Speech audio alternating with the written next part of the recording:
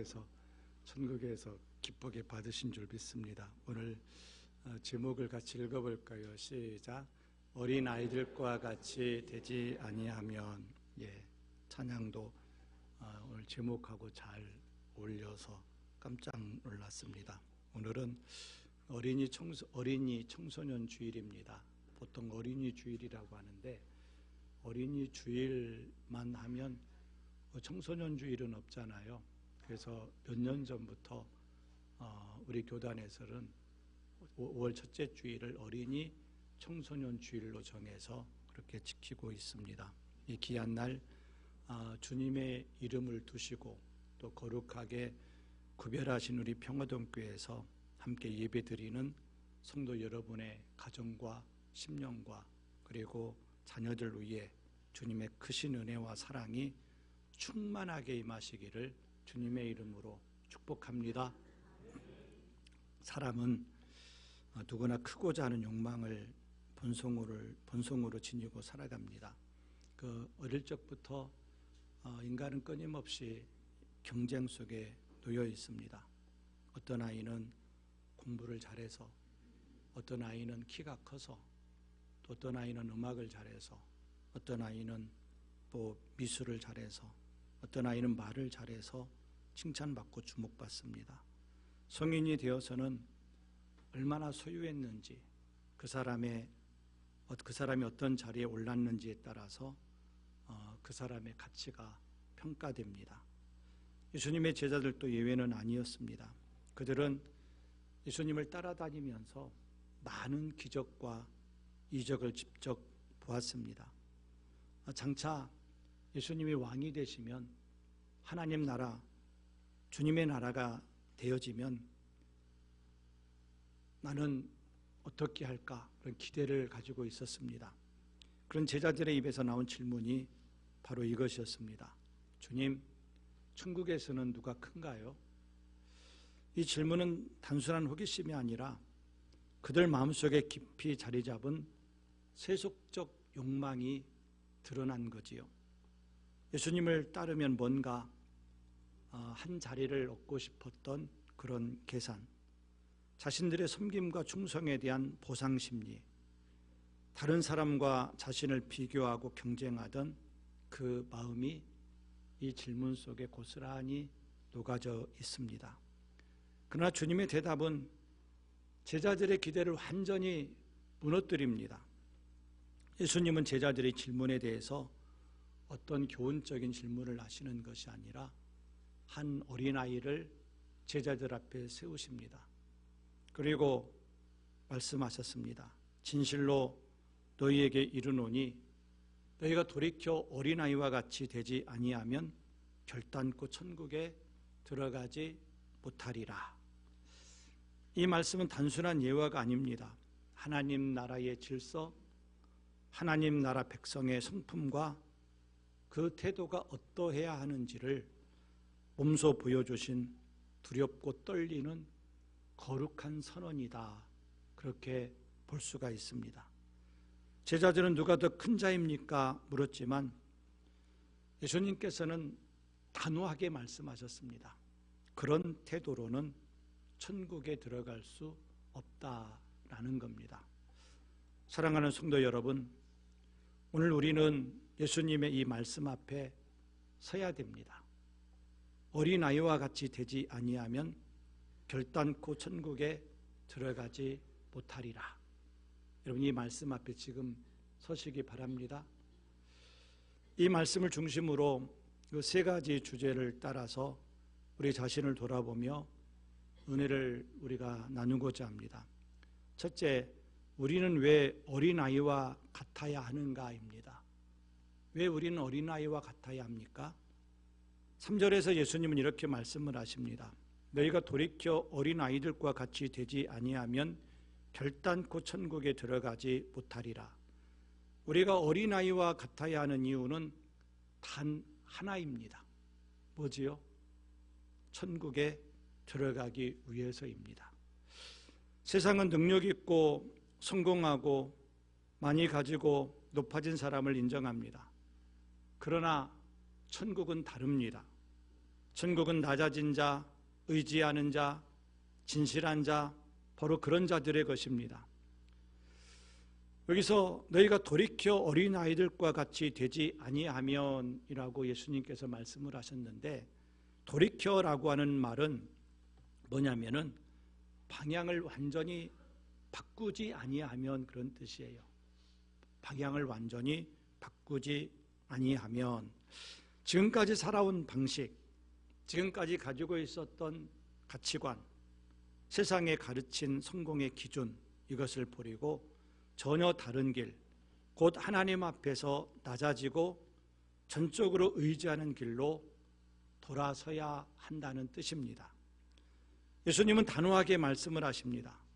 결단코 천국에 들어가지 못하리라.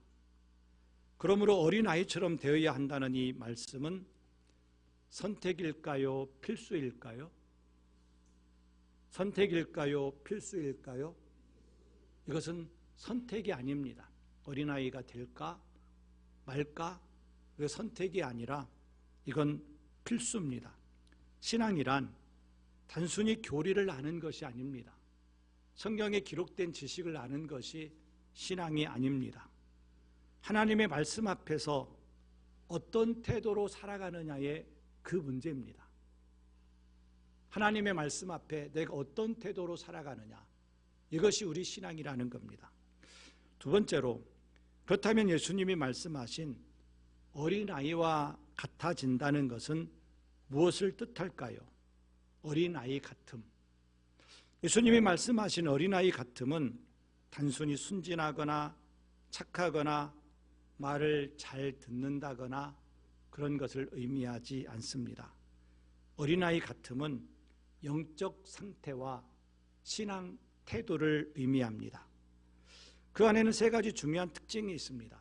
어린아이 같음에는 여러 가지 특징이 있는데 그 중에 대표적인 세 가지 특징을 말씀을 드리려고 합니다. 어린아이 같음의 첫 번째 특징은 뭐냐면은 순전함입니다. 거짓이 없고 진실한 마음입니다. 어린아이는 거짓이 없습니다. 자기 속에 있는 감정을 꾸미지 않습니다. 기쁘면 웃고 슬프면 웁니다. 무엇보다 어린아이는 진실하게 반응합니다. 기교나 계산이 없습니다. 바로 이 점 때문에 예수님께서 어린아이를 본으로 삼으신 중요한 이유입니다. 오늘날 교회 안에 순전함이 사라지고 있습니다. 신앙의 연륜이 쌓일수록, 세상적인 지혜가 늘어날수록 이 순전함을 잃어버리기 쉽습니다. 그래서 사람을 의식한 신앙, 체면 때문에 드리는 예배, 마치 형식으로만 드려지는 기도가 많아졌다는 겁니다. 그러나 예수님은 마음이 깨끗한 자, 정직한 자를 찾으십니다. 예레미야 17장 10절 말씀을 보시면은 나 여호와는 심장을 살피며 폐부를 시험하고, 우리 중심을 보신다는 거죠. 우리 내면, 우리 중심을 보십니다. 어린아이와 같이 마음이 깨끗하고 거짓이 없는 자를 기뻐하십니다. 마태복음 5장 8절에서도 이렇게 말씀하십니다. 마음이 청결한 자는 복이 있나니. 주님은 지금 우리에게 말씀하십니다. 어린아이처럼 되라. 그 안에 천국의 비밀이 담겨 있다. 순전함은 하나님을 만나는 통로입니다. 우리는 다시 어린아이처럼 단순하고 진실한 마음으로 주님을 바라보아야 됩니다. 어린아이 같음의 두 번째 특징은 의존함입니다. 전적인 의뢰와 맡김입니다. 어린아이는 스스로 할 수 있는 것이 거의 없습니다. 무엇을 먹을지도, 어디로 갈지도, 무엇을 입을지도 다 누구의 손에 달려 있느냐면은 부모의 손에 달려 있습니다. 그런데 아이는 이것을 문제로 여기지 않습니다. 당연히 부모를 믿고 맡깁니다. 우리 신앙도 이와 같아야 됩니다. 하나님은 우리를 당신의 자녀로 부르셨고 우리는 하나님 아버지의 돌보심 안에서 살아가야 됩니다. 하지만 우리는 자주 우리 인생의 운전대를 하나님께 맡겨드려야 되는데 그 운전대를 하나님께 맡기기를 싫어합니다. 매일 사고 내면서 그 운전대를 자기가 잡고 있습니다. 기도는 하되 마음으로는 여전히 내가 작정하고 내가 걱정하고 내가 계산하고 내가 조절하고 내가 성취하려고 합니다. 그러나 진정한 신앙은 의존함입니다. 시편 23편 1절 여호와는 나의 목자시니 내게 부족함이 없으리로다. 이것은 다윗의 신앙의 고백이지요. 이 고백 속에는 다윗이 얼마나 하나님을 전적으로 의존했는지 그 고백에 고스란히 담겨져 있습니다. 다윗은 모든 것을 하나님께 맡겼기에 부족함이 없었습니다. 그는 어린아이처럼 하나님을 전적으로 신뢰했고 그 신뢰 위에 자기의 인생을 세워갔습니다. 우리 아버지이신 하나님은 우리가 의존할 수 있는 가장 안전한 분입니다. 하나님께 의존하는 삶은 인간의 나약함의 표시가 아닙니다. 인간이 나약하니까 하나님을 의지하지, 인간이 나약하니까 신앙을 갖지. 그처럼 하나님께 의존하는 삶은 나약함의 표시가 아니라 믿음의 능력입니다. 내 움켜진 손을 놓고 주님의 손을 붙잡을 때 우리는 가장 안전한 길을 걷게 됩니다.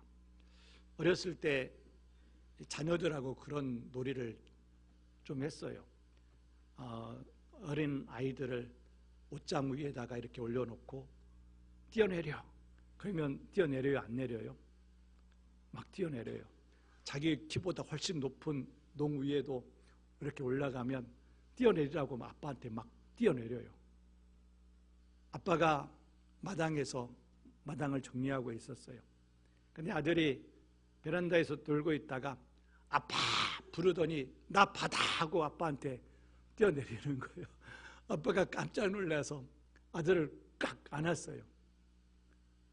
이놈의 녀석아, 그러다가 다치면 어떡하려고, 큰일 나려고 그렇게 뛰어내리면 어떡해. 그렇게 하니까 이 어린아이가 뭐라고 말하느냐면 이렇게 웃으면서 대답했습니다. 아빠가 있으니까 괜찮아요.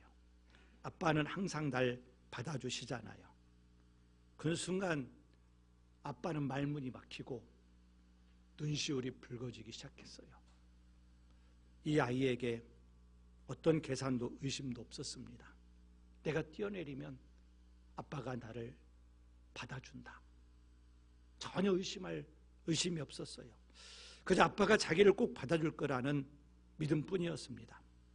이처럼 주님은 우리가 그렇게 당신께 삶을 던질 수 있기를 원하십니다. 우리의 삶을 온전히 하나님께 던지면 하나님은 우리를 받아주십니다. 믿음은 내가 할 수 있다는 고백이 아니라 주님만이 하실 수 있다는 전적인 신뢰요 의존입니다. 사랑하는 성도 여러분, 이것이 바로 예수님이 말씀하신 어린아이 같이 되는 것입니다. 우리는 날마다 우리 자신을 하나님께 던져야 됩니다. 여러분의 미래도 하나님께 던지고 우리 인생을 하나님께 온전히 던지시기 바랍니다. 하나님께서 온전히 붙잡아 주실 겁니다. 목회가 뭘까 고민해 보니까 말씀을 정리하면서 그래, 목회도 다른 게 아니다. 하나님께 온전히 던지는 거다. 내 자신을 온전히 던지는 거다. 그런 생각이 들더라고요. 여러분, 어린아이됨의 특징은 온전히 하나님 앞에 던짐, 의존함입니다. 하나님의 어린아이 같음의 세 번째 특징은 겸손함, 자기를 낮추는 마음입니다.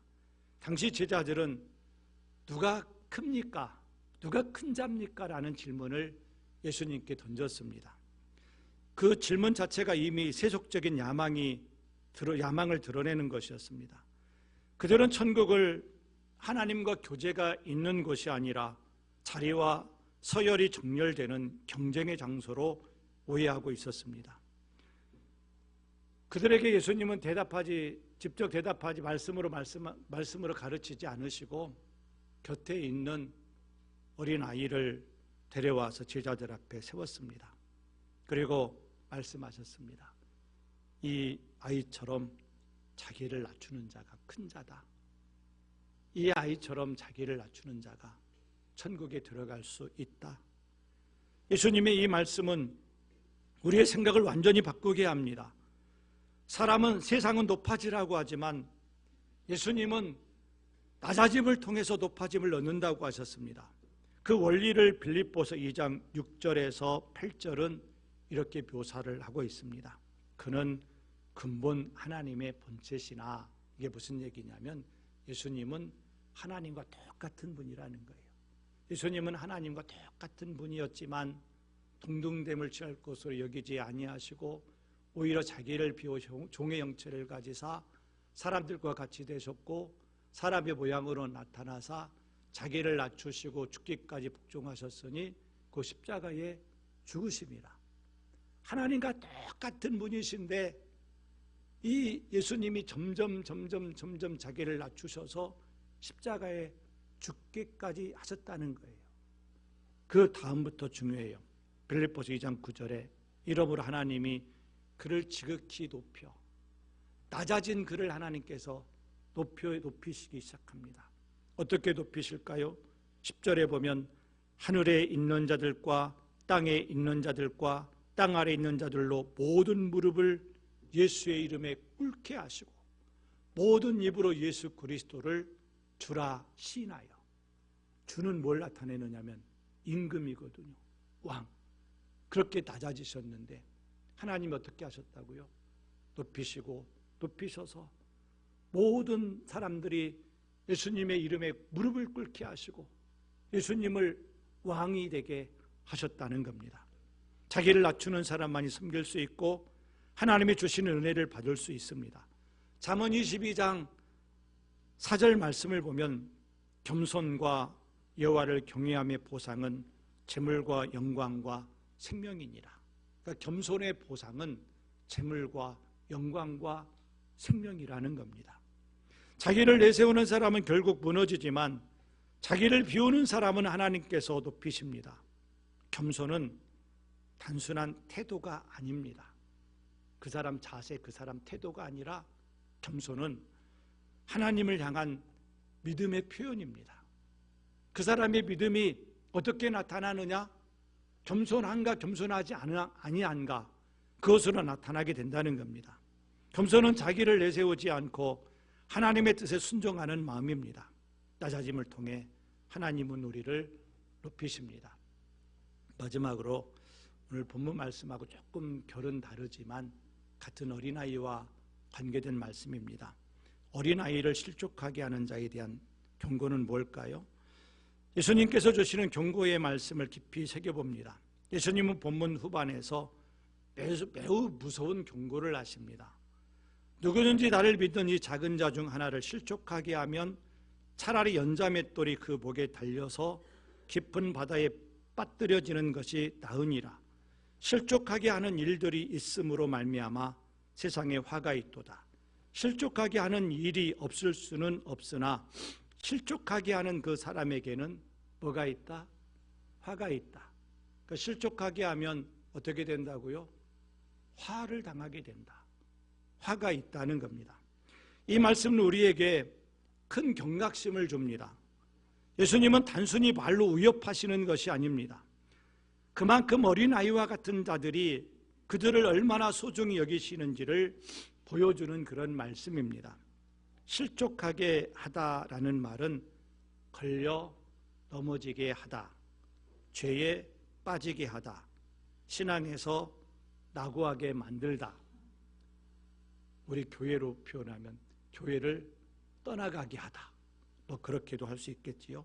즉 누군가가 믿음이 연약한 자를 마음 상하게 하거나 시험에 들게 하여 신앙의 길에서 멀어지게 한다면 그 죄는 매우 심각하다는 겁니다.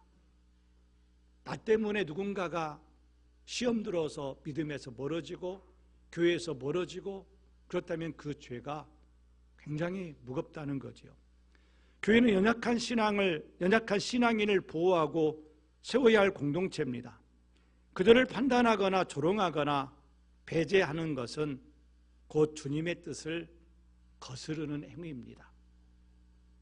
우리의 말 한마디, 표정 하나, 태도 하나가 연약한 지체에게는 신앙의 문이 될 수도 있고 장애물이 될 수도 있다는 것을 기억하시기 바랍니다. 말씀을 준비하면서 일주일을 돌아봤어요. 나는 누구를 실족하게 하지는 않았나. 한 가지 떠올랐어요. 당사자들은 모를 수도 있을 것 같아요. 점심을 먹고 있는데 아름이 선생님하고 지원이하고 영광이하고 수연이가 앉아 있었어요. 서로 대화를 오래오래 하고 있었어요. 저는 친하고 싶어서 그들에게 다가가서 얘기를 했어요. 뭐라고 얘기했느냐면, 왜 이렇게 오래 밥 먹고 있어? 친하고 싶어서 그랬는데 기억하고 있어요? 저도 모르게 그렇게 얘기했는데 그게 설교를 준비하고 계속 걸리는 거예요. 그 다른 의도는 없었습니다. 그냥 친하고 싶어가지고 그렇게 했는데 설교를 준비하고 그 얘기가 계속 왜 그렇게 표현했을까? 그냥 친하게 이렇게 얘기하면 좋은데 왜 이렇게 밥을 오래 먹고 있어? 그 얘기가 너무 걸렸어요. 이해하시기 바랍니다. 용서하시기 바랍니다. 여러분, 특히 중직자들은 항상 자기 자신을 돌아보면서 내가 누군가를 실족하게 하고 있지는 않은가? 내 태도나 말이 누군가에게 상처가 되지는 않은가? 자기 점검을 끊임없이 해야 됩니다. 오늘 예배 드리기 전에 카페에 가서 어르신들에게 인사를 했어요. 인사를 했는데 우리 박형기 집사님이 평소에는 뭐라고 인사를 하시느냐면 목사님 사랑합니다 그렇게 하거든요. 오늘은 그렇게 인사를 안 하셨어요. 뭐라고 인사를 하셨느냐면 목사님 참 사랑합니다. 너무 감동이더라고요. 목사님 참 사랑합니다. 제가 용기를 많이 얻었어요. 여러분의 말 한마디, 여러분들의 눈빛 하나, 행동 하나 다른 사람에게 상처가 될 수도 있고 용기가 될 수도 있다는 거지요. 사랑하는 성도 여러분, 세상은 더 많이 소유하고 더 높아지라고 합니다. 하지만 예수님은 말씀하십니다.